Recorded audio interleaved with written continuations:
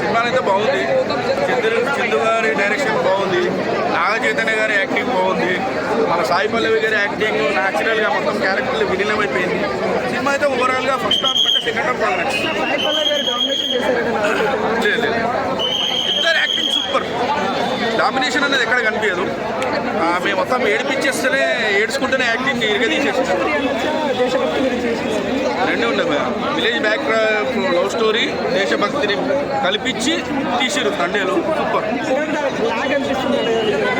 నాకెక్కడ అనిపించలేదు, నాకైతే అనిపించలేదు. ఓవరాల్గా సినిమా నాకు కొంచెం ఏడిపించింది. ఖర్చు పెట్టుకొని ఏడ్చిన, రియల్గా ఏడ్చిన, అబద్ధం చెప్పట్లేదు. పొద్దున్నే ఏడ్చిన సినిమా మాత్రం. లవ్ స్టోరీ అంటే ఆ సెంటిమెంట్ సీన్ ఆటోమేటిక్ మనకి ఏడుకొచ్చేస్తుంది. బాగుంది.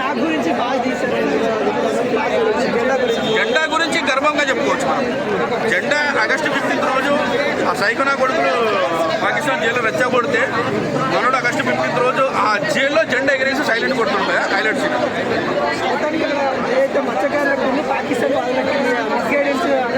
అవుతుంది. అంటే వాళ్ళు మనోళ్ళు కామనే ఉంటారు. వాళ్ళు పాకిస్తాన్ అంటేనే ముందుగా రెచ్చగొట్టిన కొడుకులు వాళ్ళు రెచ్చగొడుతుంటారు. కరాచీలో చాలా గొడవలు అవుతుంటాయి. వాళ్ళు బయటకు వస్తారు, మళ్ళీ పారిపోతారు అనుకుంటే జైలుకి వస్తారు. సినిమా బాగుంటుంది. సినిమా అందరు లవర్స్ కలిసి చూడాల్సిన సినిమా. ఎంజాయ్ చేస్తారు పక్క. ఒకరంటే ఒకరు అర్థం చేసుకుంటారు, ఒకరి కోసం ఒకరు ఆగుతారు. ఎన్ని కష్టాలు వచ్చినాయి. బాగుంది. బుజ్జమ్మ ఎప్పుడు బుజ్జమ్మనే పిలుస్తాడు. బుజ్జమ్మ కాస్త నవ్వే. సినిమా మాత్రం డొల్ల కొట్టేసిండు. బుజ్జమ్మ కాస్త నవ్వే. Super hit.